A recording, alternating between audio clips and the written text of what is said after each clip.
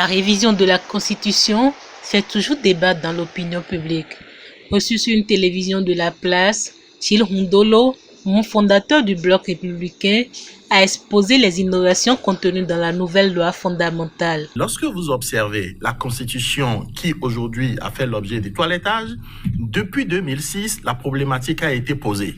Et en 2006, parce que tout Béninois lambda s'érige en constitutionnaliste ou en spécialiste du droit constitutionnel, nous sommes allés dans tous les sens. Nous avons fait des débats parfois inutiles, mais des débats qui nous ont toujours conduits à dire nous ne révisons pas notre constitution. Ça s'est poursuivi avec l'arrivée au pouvoir du docteur président Boni Yayi, où nous avions mené de grands débats, des commissions, des experts ont été commis pour réfléchir à cette constitution-là. Quels sont les points que nous devons donc toiletter? Nous avons fait tout ce travail. Là également, nous avions échoué. On n'est pas allé au bout du rouleau. Et cette fois-ci, nous avons eu une chance.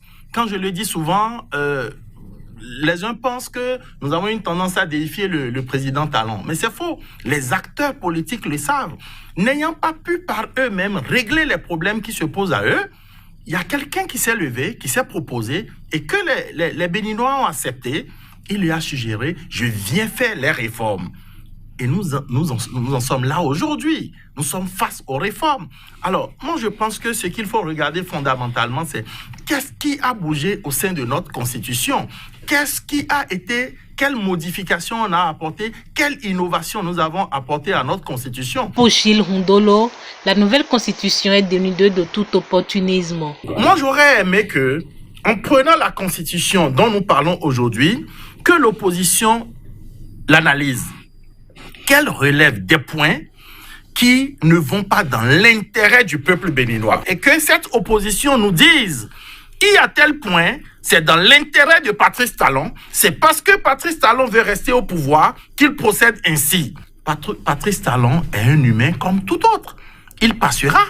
Et dans notre constitution, à la date d'aujourd'hui, c'est écrit noir sur blanc que nul de sa vie, je dis bien de sa vie, ne peut faire plus de 2 mandats. Ça veut dire quoi? Ça veut dire que Patrice Talon lui-même reconnaît, puisque c'est applicable à Patrice Talon, au président Patrice Talon, que si éventuellement les Béninois lui renouvelaient leur confiance en 2021, en 2026, on n'aura plus de Patrice Talon candidat.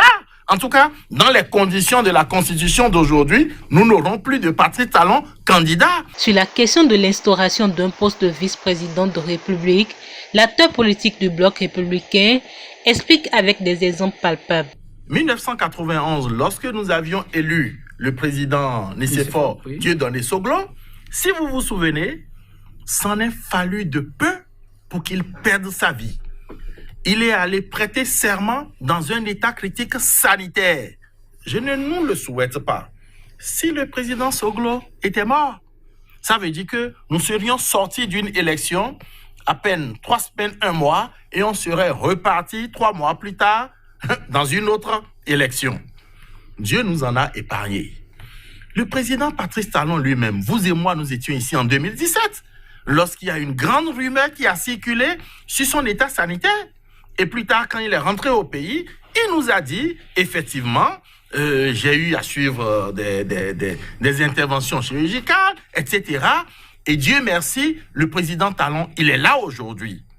Dans la vie, il faut savoir tirer leçon des événements.